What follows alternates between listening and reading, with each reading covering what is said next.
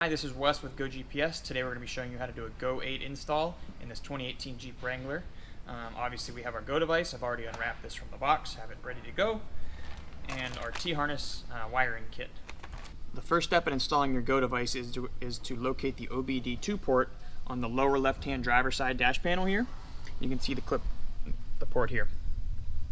Depending on your vehicle type, it's either clipped in or screwed in. On this Jeep Wrangler, it's a clip.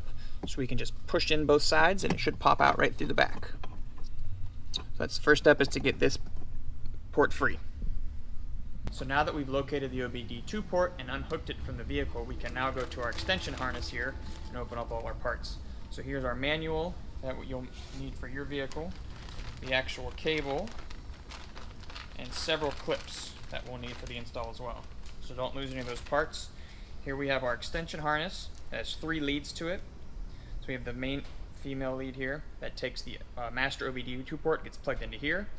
This part stays open and free, and this long part goes to our Go device. So after we look at our instructions, we know this is a Jeep Wrangler. Depending on what kind of vehicle you have, it'll tell you what adapter clip we need. I've already gotten mine out here. Mine is clip 3 for this vehicle. I can take clip 3, so here's our T-harness again. I have the short lead here. Our clip slides over the top, only slides one way, should click in firmly, and then we take these 2 metal clips and install them on the side. That way we can plug this back into the OBD2 port without it coming loose. So we're going to clip these in on either side, just force them in a little bit, nice clip, and a nice clip. Oop, missed that one. Now that that's done, we can get to installing the hardware. So now that we have our T-harness adapter hooked onto our small lead here, we can take our female end and plug it back into our OBD2 port, nice and secure. We can take our number 3 small lead here and thread it back into the OBD2 port. Should slide in and clip. Should hear it click, nice and easy. And our long lead now can go to our Go device and plug in. We should hear some power beeps here in a second to let us know that there's power to this device.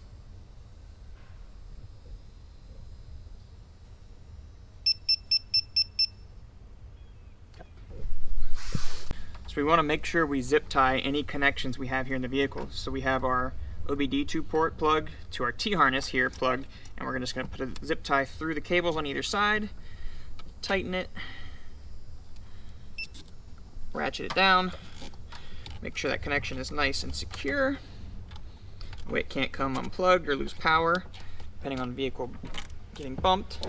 We're also going to take our red GoGPS zip tie that's provided with every kit here and zip tie our Go device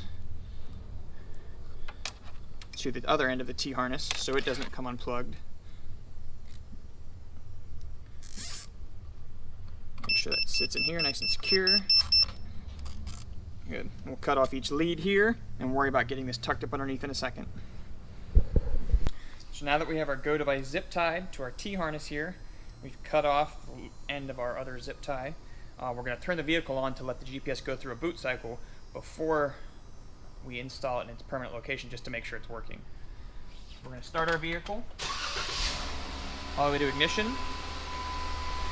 The GPS will go through a boot cycle. You should hear some beeps, see some different lights come on. This may take anywhere from 5 to 10 minutes.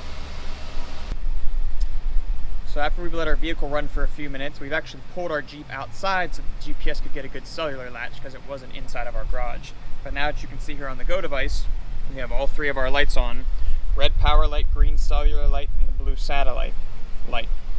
Now that we have all 3 lights, we can go about installing this GPS in its permanent location underneath the dash here in this Jeep Wrangler. So now that we know our Go device is communicating properly, we're going to find its final installation location inside this Jeep Wrangler.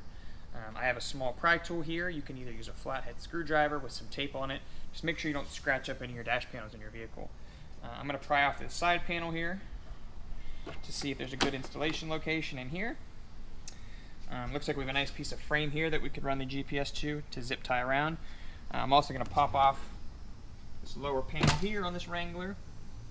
Some pop off, some has some screws in the bottom that you may have to undo. This one just popped off.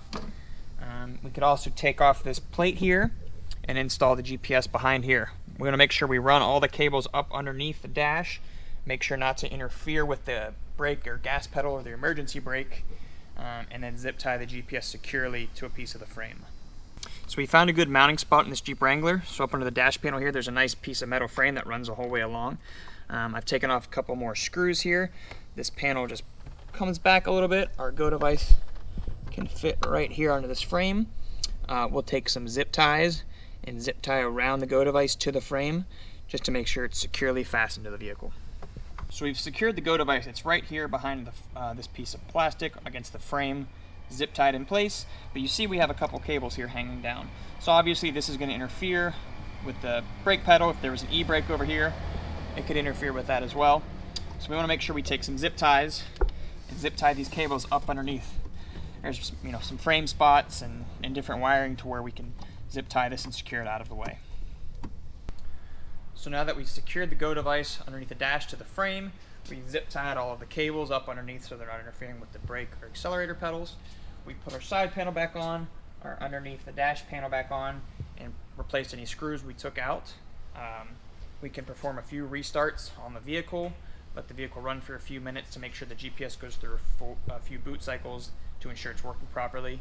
You may now contact GoGPS to ensure that the Go device is working and communicating properly.